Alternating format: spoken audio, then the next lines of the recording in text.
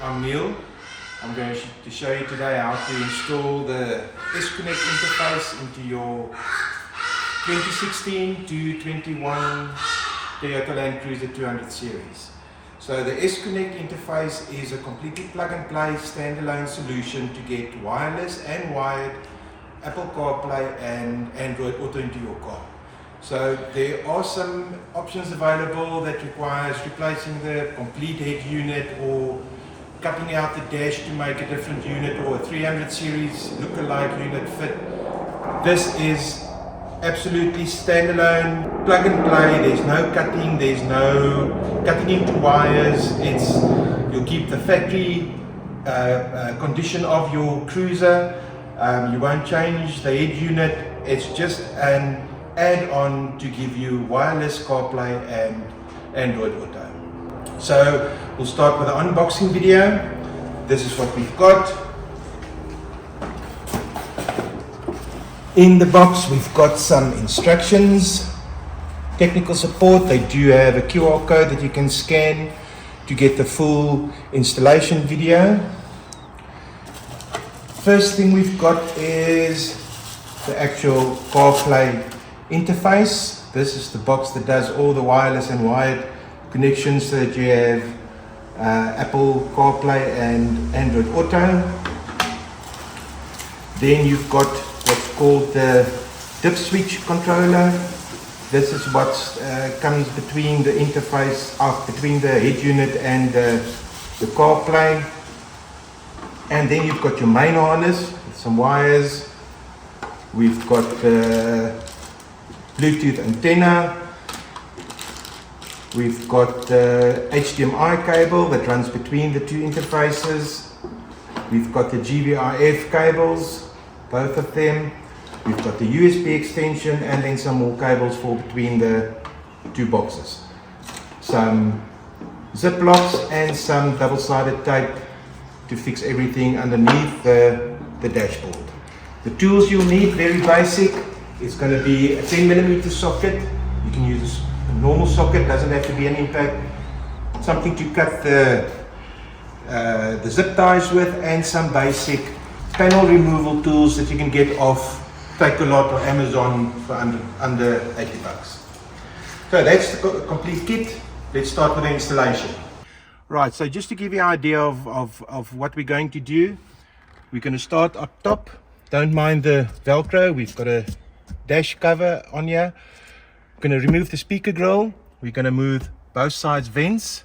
We're going to remove this knee pad. We're going to remove these panels, and then we'll remove the screen. It's got 4 bolts holding it in. Then we'll remove this cover for the wireless charging door. We'll remove the head unit or the radio, and we'll see if it's necessary to remove the gear lever as well. We'll try and do it without that. So let's get started. Right, so let's start with the knee panel. We'll get our panel removal tool in between the two and just give it a light tuck. And then you can use your fingers to pull out the rest.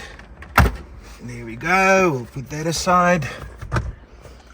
Next up, we've got a 10mm bolt in here, and we've got a little push pin that you have to press to get this little clip out this side. There it goes. Next up, this little screw. Just take note of where you put all your screws. They are different, especially on the head units. But let's put everything away,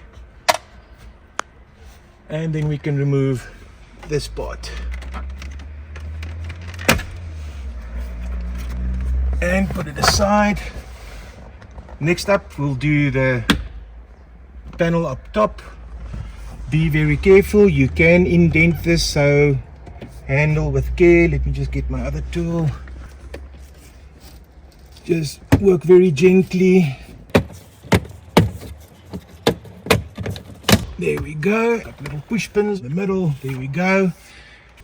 Next up is the vent. Again, be very careful. Let's start here from the bottom. There we go. Pull it out straight forward. There we go. And now you see our first 4 bolts. We've got 2 on the top, and we've got 2 here on the bottom. So be very careful with these. Keep an eye on where they go. These ones at the top is the ones with you can either loosen them with a 10mm socket or with a Phillips screwdriver. The one at the bottom is only a 10mm bolt. When that's loosened, it's still held in place with clips, so you have to grab it on the sides and give it a good pull towards you. It will come loose, but mind your fingers and mind these metal bars. They are very sharp, they will scratch stuff, so be very careful where you put them. So let's start with this. And hold on to your bolts. You don't want to lose them or drop them behind the dash.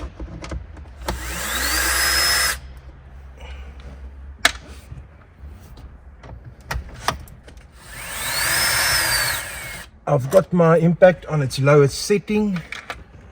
You don't want to strip anything, especially when putting them back in. And now to take it out, we're going to give it a gentle pull. There we go. Sometimes the clip pops off, but you can just push it back in. And then if you come and look at the back side, we're going to remove all of these clips. So be careful with these little metal stuff. You'll see there's some push down tabs. We're going to disconnect. Remember, don't ever pull on the wires. And now we can put this safely out of the way. Right, next up, going to remove this knee panel, this one, and disconnect the start-stop cable. Remove this cover, and then we'll have access to the bottom 2 bolts of the radio.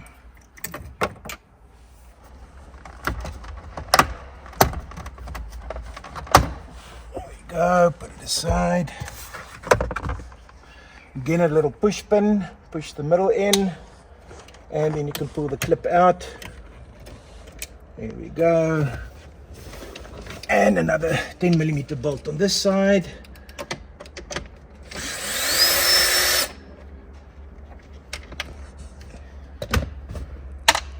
And then we can pull out this one. Just be careful, you don't want to damage anything. And disconnect the stop start button. And put this to the side. Next up, we need to remove this panel. For that, I'm just going to put the car into drive. Right, just to get access to the power, we can just remove the stop start button. It's got a little pin at the back that you press, and then it push forward out of the panel that was here. We're just going to reconnect this quickly.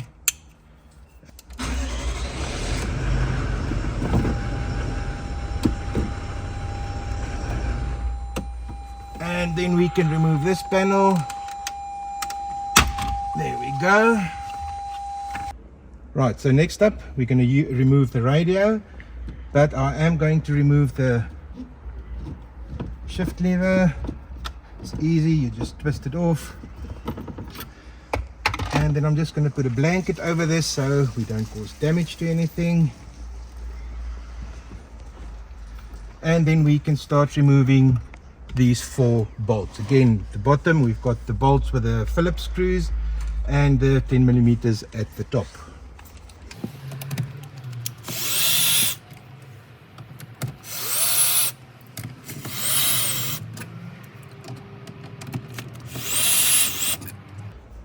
Now we can pull this forward.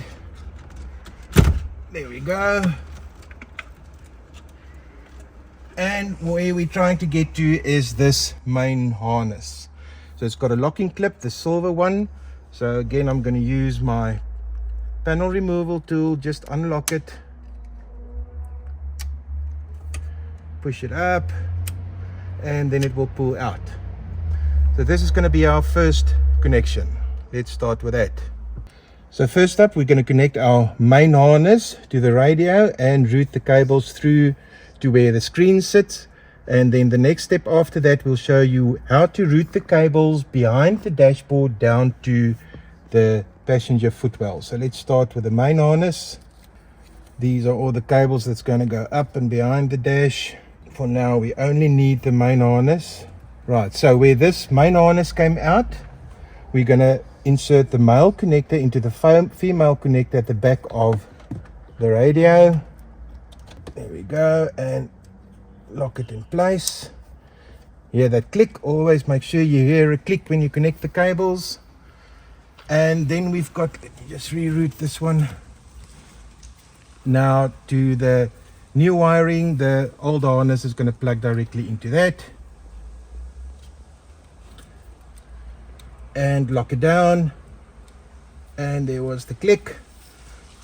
And then these wires, this one stays like this. This is a connection they do at the factory, so you can leave it as it is.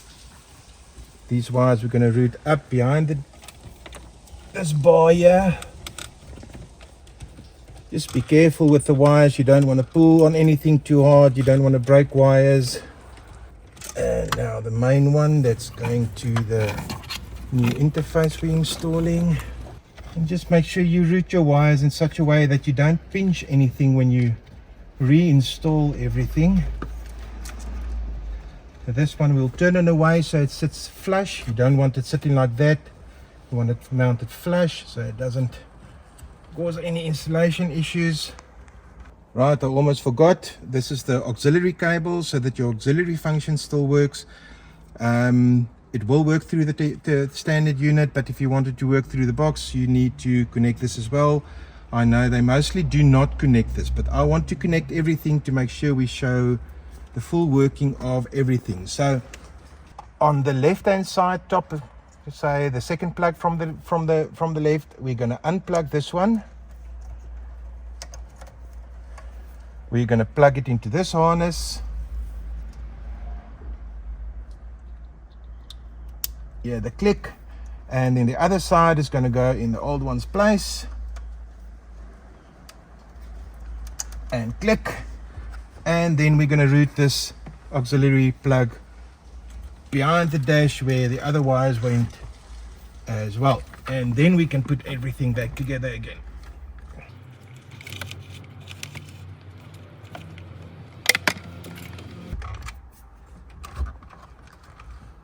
Everything is clear, and there we go, and everything is back in its place. Right, I'm not going to put the screws in now. We'll connect everything and just make sure it works before we start putting everything back together again. So the next step, we're going to connect this blue, they call it a GVIF cable. Have a good look at yours. This is a 2019 model, so this connector is a little bit smaller than on the 2016 to 2018 models. It's a little bit bigger on those models, so we'll have to specify that when you get yours. But on the 2019 to 2021, this is how the GVIF cable looks like, and it will connect to one of these connectors that we'll get to next.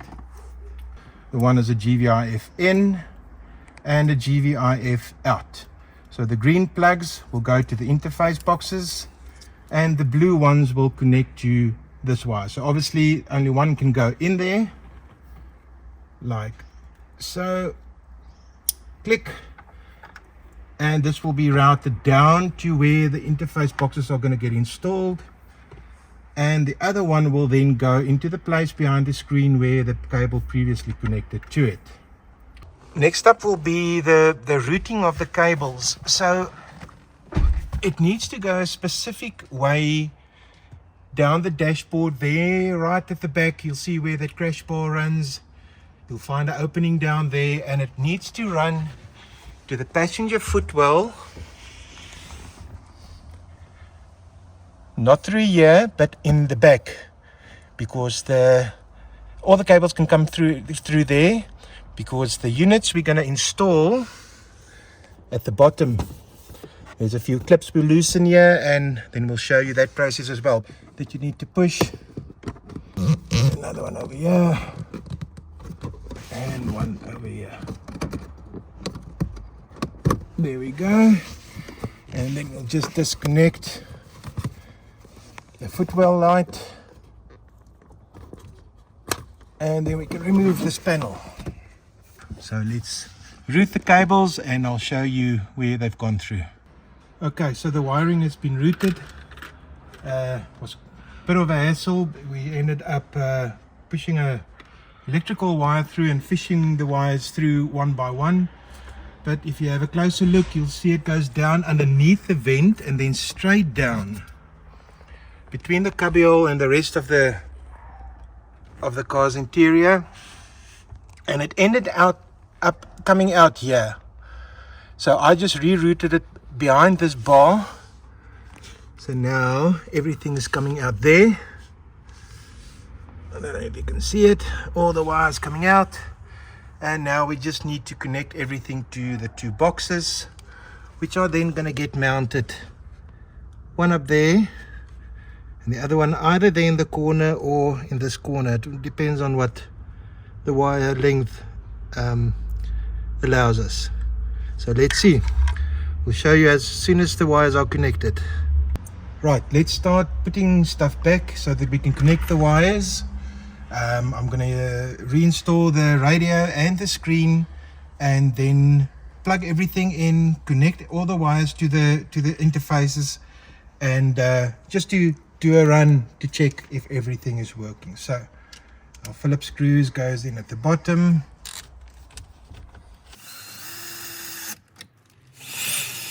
Remember not to over tighten, you can easily strip something. Right, now the wiring. So again, be careful of these metal brackets, they will scratch something.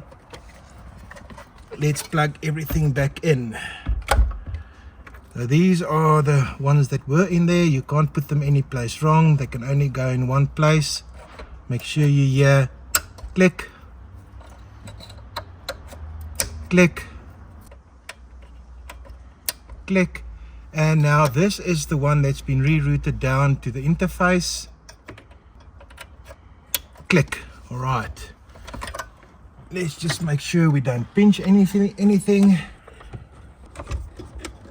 There we go. All right, now I'm going to connect the wires. Right, so let's start with our dip switch box.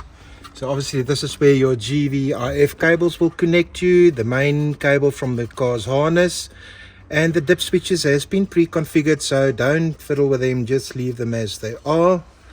On this side is the HDMI cable that will run to the Carplay interface, and these are not being used for now. So let's see, GVRF in will go on the outside plug. GVRF out, it is labeled, will go on the inside plug. Then the main harness plugs in here. There we go, with the click. Next up is the HDMI cable to this one. Let's first connect the power, otherwise you're going to struggle getting past the HDMI cable. So let's plug this one in, click, then the HDMI cable. Nothing goes in there. At the bottom you'll see line out. This is what will go to your main audio or the audio connector. Plug this in there. And then we've got the microphone in. On the opposite side you'll say it says microphone in. Right, this one just screws in. Finger tight, don't over tight it. And then lastly we've got the USB, and the USB will route to just hang here, and then you can plug your phone in there for wired Android Auto or Apple Carplay. Right, so everything is connected. Let's start up the car and see what happens if everything is working. Right, so before we finish up everything, let's quickly do a test. I'm just going to switch on the ignition and we're going to give it a few seconds for the Toyota to load, and then we're going to press and hold the navigation button, and there we go, it's working. So The phone has not been set up yet, so we'll come back to this and show you what it looks like while Apple CarPlay is running. Unfortunately, we don't have any Android phones, but we will show you how Apple CarPlay works. Right, so everything is connected, it's working properly, but just remember your phone's Bluetooth needs to be connected to the original Toyota head unit. And you have to set up your Apple CarPlay once you go into S-Connect system. So to access your Apple CarPlay, you're going to press and hold nav, and there we go. We've got Apple Music, Apple Maps, you've got your apps on the side or your main menu. Right, so the installation is almost complete. We just still need to organize the wires and just fit everything neat underneath the kick panel. So I'm going to go ahead and just reinstall all of the trims over here. It's basically the reverse of how you've taken it apart, so I'm not going to show that. But once this is done, we'll get back to that and we'll show you how we routed the wires, made them neat with some cable ties, and use some sticky tape or double-sided tape to fix them underneath the kick panel.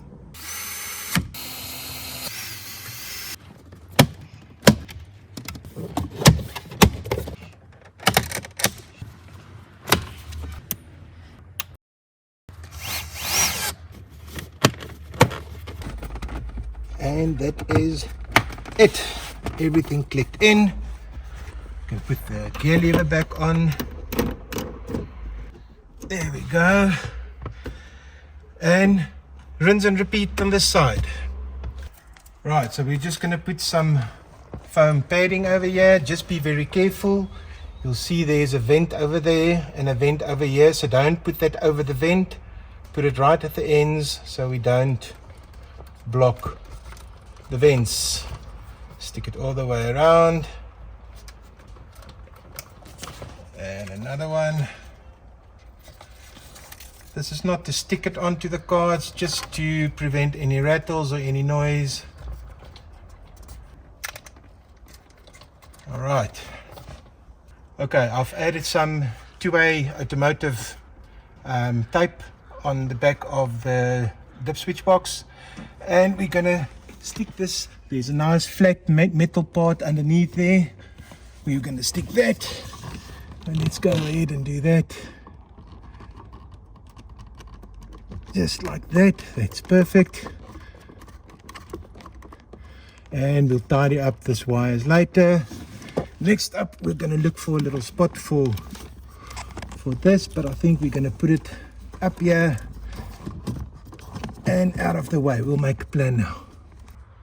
Okay, so just to show you guys where I've put the two boxes. That one is fixed with double-sided tape. This one I've put a zip tie around, routed the cables around. Major cables goes back behind the carpet.